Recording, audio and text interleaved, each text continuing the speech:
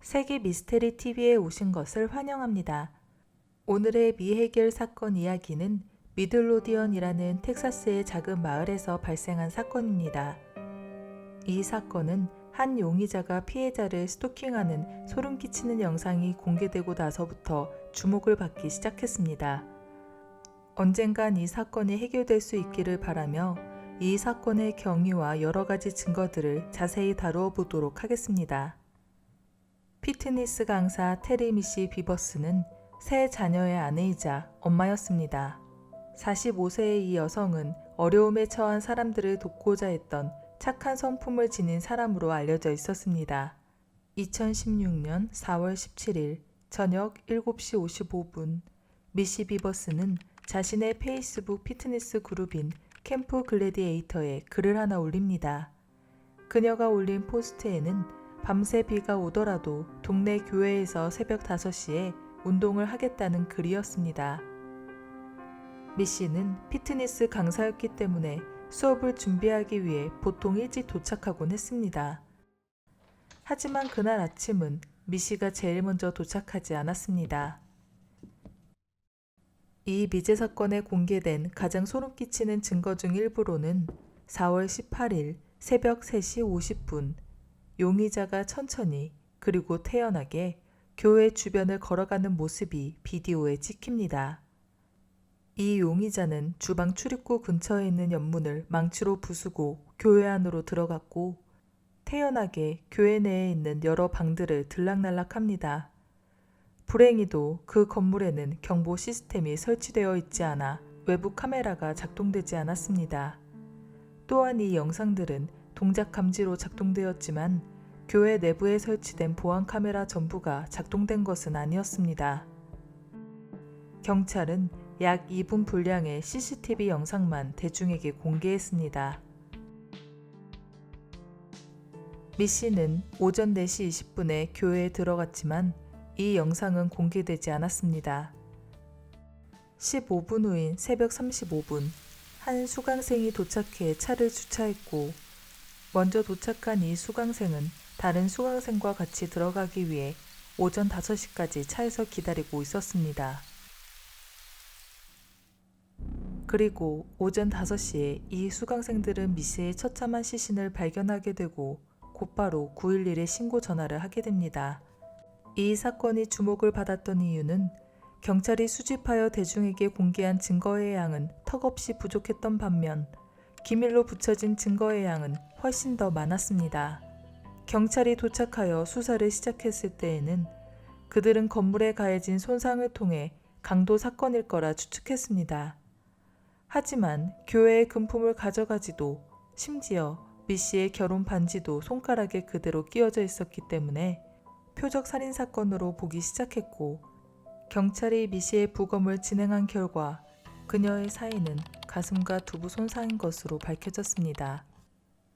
또한 그녀가 어떻게 사망한 것인지에 대한 전체 부검 결과가 공식적으로 밝혀진 바는 없었지만 저희 세계 미스테리 TV에서 면밀히 조사해 보았더니 현장에 권총이 발견되었다는 군문서를 찾을 수 있었고 경찰은 수상한 탄약 거래에 대해 수색하고 있었다는 게 적혀 있었습니다. 또한 미들로디언 지역에서 45세 여성이 총기에 의해 사망했다는 범죄 통계 기록에도 자세히 나와 있었습니다. 근처 CCTV를 통해 더욱 흥미로운 증거를 발견했습니다. 4월 18일 새벽 1시 58분 교회 건너편 근처 상점 CCTV에서 2010년에서 2012년식의 실버 닛산 알티마가 포착됩니다. 이 차량은 약 6분간 주행과 주차를 반복하다가 라이트를 껐고 새벽 2시 4분 차를 몰고 떠납니다. 경찰은 동영상 해상도 때문에 운전자나 차량 소유자의 신원을 파악할 수 없었다고 밝혔습니다. 또한 교회의 외부 카메라가 작동하지 않아 이 사건과 관련된 것인지 확인할 수 없었습니다. 또한 경찰은 용의자가 입은 옷 때문에 영상 속 용의자가 남성인지 여성인지 확실히 파악할 수 없었다고 밝혔습니다.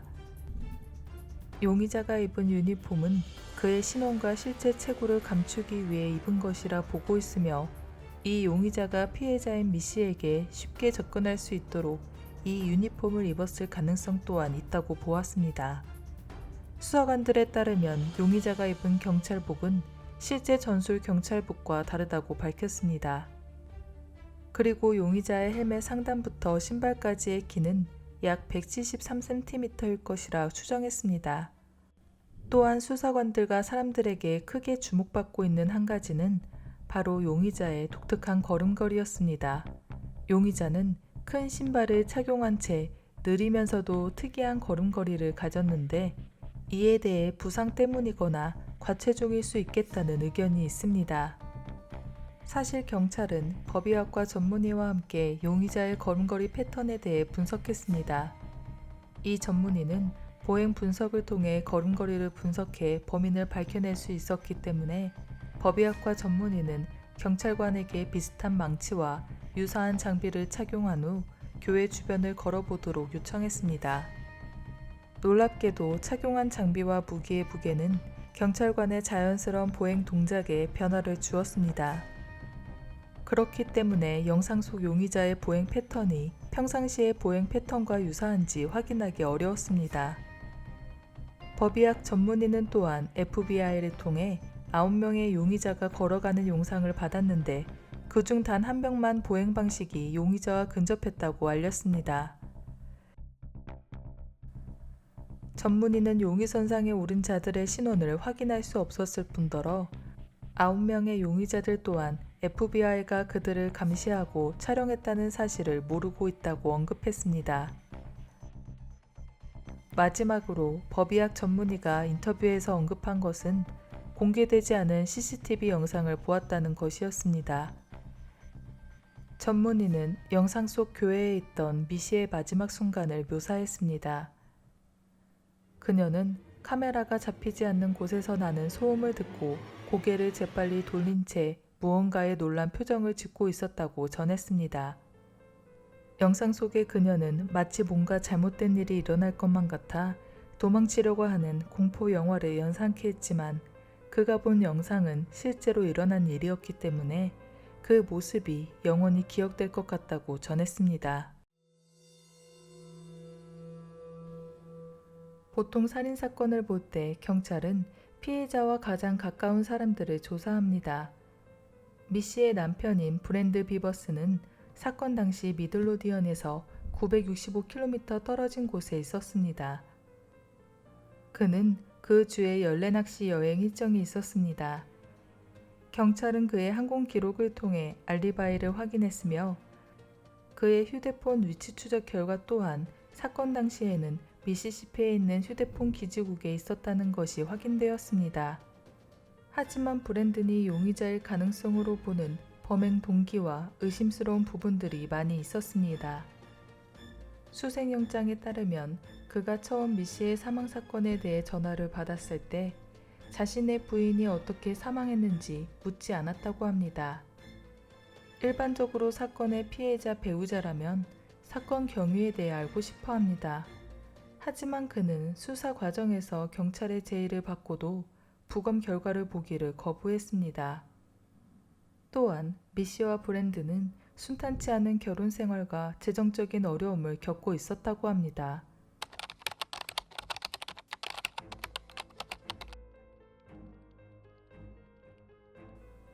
브랜드는 또한 미 씨의 외도에 대해 고소한 적도 있었습니다.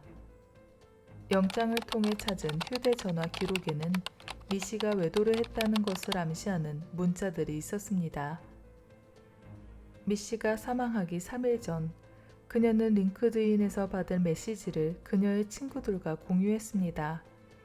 그녀의 친구가 경찰에 전한 바로는 미 씨가 받은 메시지는 신원불명의 남성이 보낸 것이었으며 그 메시지는 소름 끼칠 정도로 이상했다고 전했습니다. 그의 아내가 세상을 떠난 지 20개월 만에 브랜드는 유명한 TV와 라디오 진행자에게 이메일을 써서 미 씨를 살해한 범인에 대한 수색을 개인적으로 끝내겠다고 전했습니다.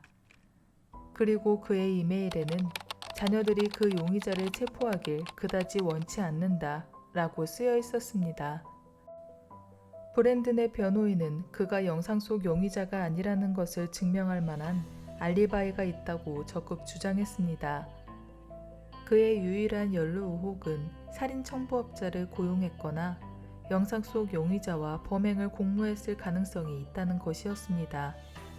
하지만 그가 이 사건에 관여했다는 전화 기록이나 검색 기록이 없었으며 브랜든은 주변의 의혹을 없애기 위해 수많은 텔레비전과 팟캐스트 인터뷰에 참여했습니다.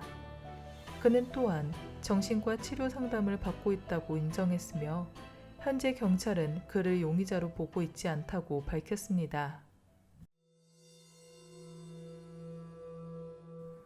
브랜든처럼 그의 아버지 랜디 비버스도 알리바이가 있었습니다. 랜디 비버스는 현재는 전처의 마샤 터커와 함께 로드트립으로 캘리포니아 오션사이드에 있었습니다. 사건이 발생하기 전날 그는 페이스북에 캘리포니아 골프장에서 찍은 사진을 올렸습니다. 하지만 랜디 비버스의 걸음걸이는 영상 속 용의자의 독특한 걸음걸이와 놀라울 정도로 비슷해 보였습니다. 이 비교 영상이 이 사건의 주요 쟁점 중 하나였는데 법 보행가 전문가가 영상 분석을 통해 랜디 비버스가 용의선상에 오른 자들 중에 걸음걸이가 밀접하게 일치한다는 사실을 인정했습니다. 그러나 앞서 언급했듯이 전문가는 그가 용의자라고 확정짓지 못했습니다. 하지만 인터뷰 도중 랜디의 태도가 논란이 있었습니다. 그는 쾌활하게 웃으며 신나하는 듯한 모습을 보였습니다. 사건이 발생한 지 열흘도 채 지나지 않은 상황에서 쾌활한 그의 인터뷰 모습과 더불어 유사한 걸음걸이 때문에 인터넷 커뮤니티에서는 그의 알리바이를 받아들이기 어려웠습니다. 그의 전처인 마샤는 피플 매거진과의 인터뷰에서 사건이 일어난 다음 날 캘리포니아에서 돌아왔기 때문에 랜디 비버스가 범인이 아니라는 것을 항공 기록을 통해 밝혔다고 전했습니다.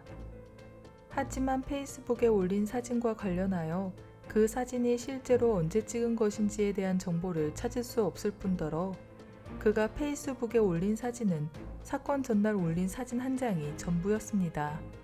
또 다른 가능성은 랜디가 캘리포니아 오션사이드에서 텍사스 미들로디언까지 20시간 운전해서 이동했을 가능성 또한 있었기 때문에 그가 범행을 저지른 후 예정대로 비행기를 타기 위해 다음날 캘리포니아에 다시 도착했을 수도 있습니다.